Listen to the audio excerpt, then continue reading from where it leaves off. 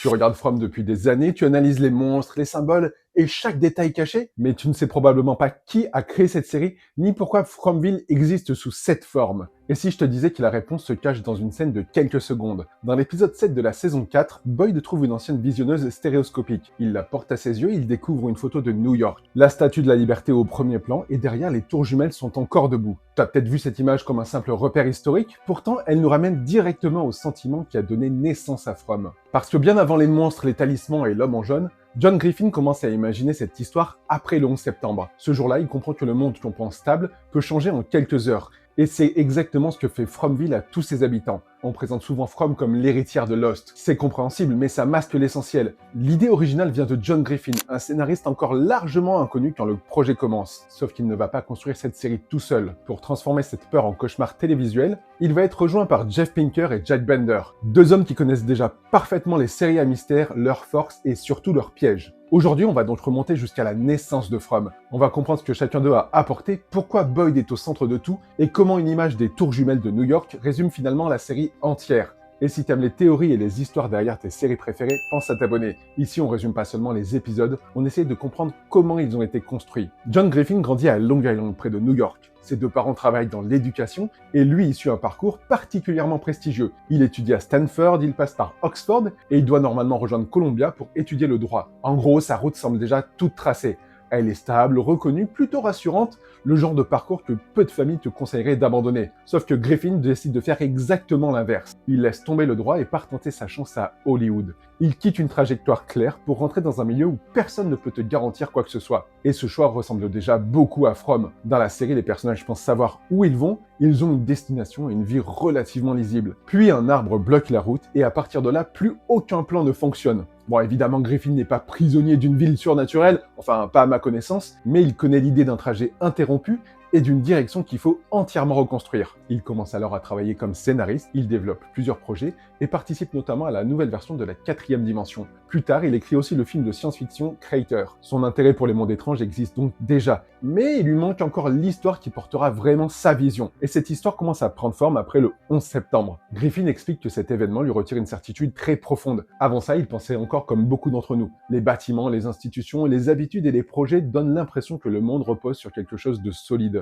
Mais un seul événement peut suffire à briser cette sensation. Ce qui obsède Griffin n'est donc pas seulement l'attentat, c'est ce qui arrive après, quand un monde familier cesse soudainement de fonctionner comme avant. À ce moment-là, ton métier ne suffit plus à te définir, ton argent ne garantit plus rien, et tes projets deviennent parfois inutiles. Il ne reste plus que tes choix. La question qui va nourrir From apparaît là. Que deviens-tu quand ton monde ne fonctionne plus? Fromville, en fait, c'est la version surnaturelle de cette rupture. La ville ne bloque pas seulement la route, elle rend l'ancienne identité de chaque personnage presque inutile. Regarde Jade, quand il arrive, il vient de vendre son entreprise pour une fortune. Dans le monde réel, son intelligence lui a donné l'argent, le pouvoir et un ego surdimensionné. Puis il entre dans Fromville, et là, son compte en banque ne lui sert absolument à rien. Il peut pas s'acheter un meilleur repas au diner du coin. Alors son intelligence reste bien réelle, mais elle doit affronter un système qui refuse sa logique. Jade ne peut plus résoudre des problèmes comme avant, et c'est précisément ça qui le rend aussi obsessionnel. Boyd, lui, est arrivé avec un projet complètement différent. Sa carrière militaire était terminée, et sa famille lui avait offert un bateau pour qu'il puisse enfin ralentir. Mais quelques jours après son arrivée, il se retrouve dans une ville attaquée par des monstres souriants. Niveau retraite, on peut espérer mieux.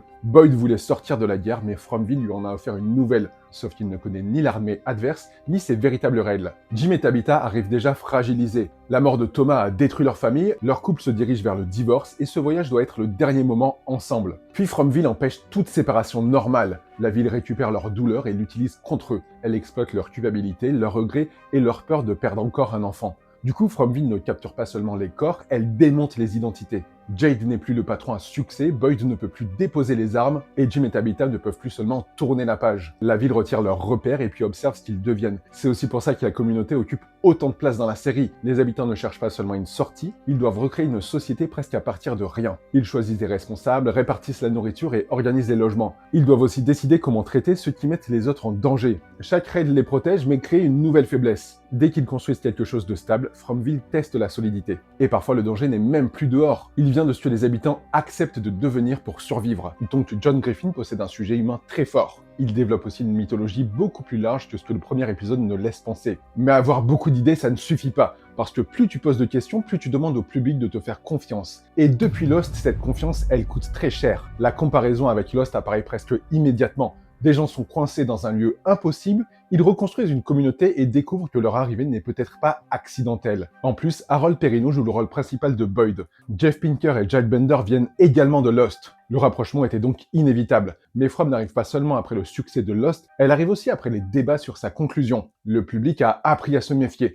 Quand un symbole apparaît, il veut savoir s'il possède une vraie fonction. Quand un chiffre revient, il demande si quelqu'un connaît déjà son importance. Et surtout, le public veut savoir si les auteurs improvisent. Et c'est là que Jeff Pinker devient indispensable. Avant From, il travaille sur Alias, puis il rejoint ensuite Lost, et il devient ensuite l'une des principales figures créatives de Fringe. Autrement dit, il connaît parfaitement les grandes mythologies, et il sait combien elles peuvent devenir dangereuses. Une bonne énigme peut rendre le public complètement accro, mais une mauvaise réponse peut ruiner plusieurs années d'attente. Le plus difficile, c'est pas seulement d'inventer une révélation, il faut choisir le bon moment et surtout les conséquences. Répondre trop tôt tue le mystère, attendre trop longtemps détruit la confiance. Pinker sait qu'une réponse doit changer l'histoire, et From suit très souvent cette logique. Quand on découvre l'origine des monstres, on avance enfin, mais cette révélation crée un problème beaucoup plus vaste. Qui leur a proposé l'immortalité ? Pourquoi les enfants ont-ils été sacrifiés et quelle entité profite encore de ce marché? La réponse nous aide, mais elle rend aussi l'histoire plus inquiétante. Et c'est la même chose pour Jade et Tabitha. Leur lien avec Christopher et Miranda confirme qu'ils ne sont pas arrivés là par hasard. Sauf que cette information ouvre immédiatement de nouvelles questions. Depuis combien de temps leurs rôles se répètent-ils? Pourquoi leurs anciennes vies échouent-elles toujours? Et pourquoi la vérité semble-t-elle les condamner? Et les talismans utilisent le même principe. Boyd découvre enfin comment repousser les créatures. Grâce à lui, les habitants quittent leur cachette et peuvent redormir dans des vraies maisons. C'est une victoire énorme, mais elle repose sur une règle encore mal comprise. Dès qu'une menace apparaît, tout devient fragile. Les habitants n'ont pas trouvé une solution au système, ils ont compris juste une petite partie. Pinker apporte donc une méthode précise au projet de Griffin. Une révélation doit faire avancer l'intrigue, mais elle doit aussi transformer les personnages. Elle peut leur donner de l'espoir, ensuite la ville utilise cet espoir contre eux. Elle peut leur offrir une vérité, puis cette vérité devient presque impossible à supporter. Griffin et Pinker expliquent connaître la destination générale de la série. Ils savent où l'histoire doit finir et quels grands mouvements doivent la conduire jusque-là. Ça ne veut pas dire que chaque dialogue était déjà écrit, les personnages peuvent évoluer, certaines idées peuvent prendre plus d'importance pendant la production, mais le récit avance vers une destination précise. Et cette destination compte énormément. Une improvisation totale crée souvent des mystères impossibles à réunir, et un plan trop rigide produit l'effet inverse. Plus rien ne peut surprendre les auteurs. Leur méthode consiste donc à garder la destination tout en laissant le trajet évoluer. Mais même avec un plan solide, il reste un problème. Il faut rendre Fromville inquiétante avant même l'apparition des monstres. Et c'est pour ça qu'ils sont allés chercher Jack Bender. Jack Bender travaille dans la télévision depuis plusieurs décennies. Il réalise des épisodes des Sopranos, de Game of Thrones et de Mr. Mercedes. Mais son nom reste surtout associé à Lost. Dans cette série, il a réalisé plusieurs épisodes essentiels. Et il a surtout appris à filmer un lieu comme un personnage. Et dès le début de Fromville, tu comprends ce qu'il apporte. Fromville ressemble à une ville américaine presque normale. Il y a un diner, une clinique, une poste et quelques maisons. Mais pourtant, chaque élément contient une anomalie. Le motel possède une enseigne et une piscine, mais le bâtiment a disparu. Les maisons ont de l'électricité, pourtant aucune source logique ne les alimente. La route semble parfaitement normale, mais elle ramène toujours au même endroit. Cette ville imite l'Amérique sans vraiment la comprendre. Et c'est plus inquiétant qu'un univers ouvertement fantastique. Les personnages peuvent encore espérer retrouver une vie normale, mais tout leur rappelle que cette normalité est fausse. Bender filme les lieux comme s'il possédait une mémoire, une fenêtre devient menaçante, un couloir vide semble cacher quelque chose, même un objet au fond d'un plan attire l'attention. Et c'est aussi pour ça que les fans examinent chaque image. La série leur apprend très vite à ne rien négliger. Un dessin peut annoncer un événement qui arrivera plusieurs saisons plus tard. Et une chanson qui passe dans un jukebox peut commenter précisément ce qui se déroule. Et évidemment, la visionneuse de Boyd peut contenir l'origine de la série. Quand Jack Bender découvre le projet,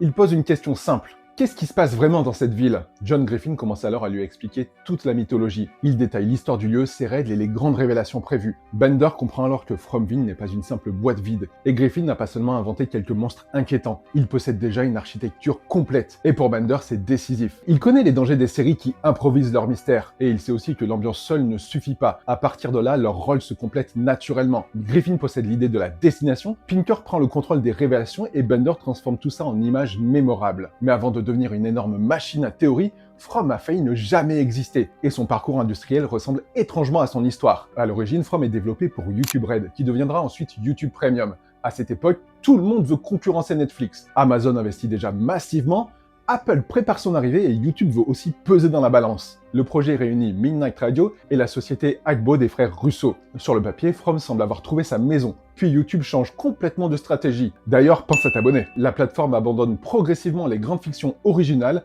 Résultat, From se retrouve sans véritable diffuseur. Une série sur des gens coincés reste elle-même coincée. C'était presque trop parfait. Finalement, Epix récupère le projet et commande 10 épisodes. Griffin reste le créateur, Pinker participe à la direction narrative et Bender réalise les premiers épisodes et produit la série. Sauf que la première diffusion reste assez discrète. From ne bénéficie pas immédiatement de la puissance mondiale de Netflix et doit grandir autrement. Les premiers spectateurs découvrent les monstres souriants, ensuite ils parlent de talisman et du garçon en blanc. Puis le bouche à oreille se met en place, ils recommandent la série et maintenant il y a des mecs avec un pull jaune qui en font des vidéos. Le bouche à oreille devient essentiel pour la série, chaque mystère attire de nouvelles personnes dans la ville. Et pour porter toute cette histoire, l'équipe choisit Harold Perrineau. Harold n'est pas l'un des créateurs de From, mais sans lui, la série n'aurait probablement pas le même centre émotionnel, parce qu'il connaît déjà Pinker et Bender grâce à Lost, et cette relation lui donne envie de lire le scénario. Mais accepter le rôle comporte aussi un risque évident. Il pourrait sembler rejouer son rôle, mais on remplacerait l'île par une ville. Heureusement, Boyd prend une direction complètement différente que son personnage dans Lost. Il est celui qui tente de reconstruire les structures détruites par Fromville. Quand il arrive, les habitants se cachent sous terre. Ils attendent simplement de survivre jusqu'au matin. Alors Boyd leur donne des règles, il trouve les talismans et organise la ville. Il transforme un groupe terrorisé en communauté. Sauf que Fromville comprend rapidement son point faible. Boyd a besoin de croire qu'il peut protéger les autres. Alors la ville attaque précisément cette conviction. Elle détruit ce qu'il a réussi à construire, elle l'oblige aussi à prendre des décisions de plus en plus violentes. Son autorité devient une cible, son corps devient un terrain d'attaque,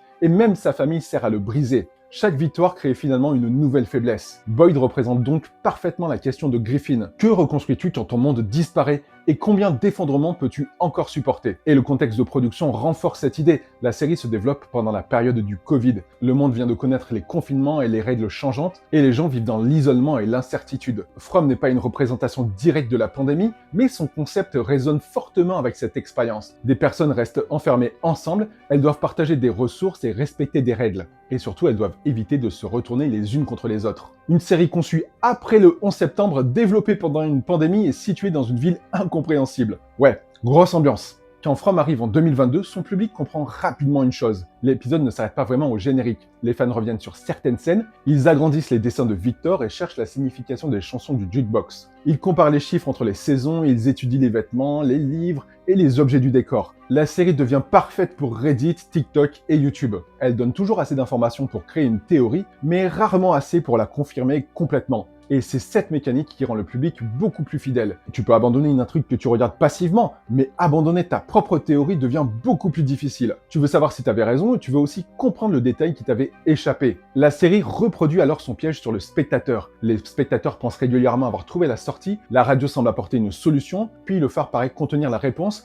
Ensuite, les arbres et les tunnels prennent le relais. Chaque découverte ouvre finalement une nouvelle couche. Et nous faisons exactement pareil. Une chanson semble tout expliquer, puis un dessin remet toute ta théorie en question. La visionneuse de Boyd résume parfaitement ce mécanisme. Elle montre un monde disparu comme s'il existait encore. L'appareil crée une impression de relief et de présence, mais Boyd ne regarde qu'une image figée. Et lui-même vit dans une ville qui imite un ancien monde. Fromville possède des maisons, un diner et une ancienne d'un motel disparu, mais derrière cette apparence, rien ne fonctionne correctement. Boyd observe donc une illusion de profondeur pendant que sa réalité ressemble à un décor incomplet. Et derrière cette image, on retrouve John Griffin. Le 11 septembre lui retire son sentiment de permanence, et des années plus tard, Boyd observe précisément le symbole de cette perte. Cette scène ramène donc From à sa création. Avant les monstres, il y avait une peur réelle, la peur de voir un monde changer brutalement, puis de devoir comprendre comment continuer après ça. Sauf que maintenant, les créateurs doivent affronter leur plus grand défi. Ils doivent enfin répondre. Créer un mystère fascinant demande déjà énormément de travail, mais le conclure reste beaucoup plus dangereux. John Griffin parle de la relation avec le public comme d'un contrat.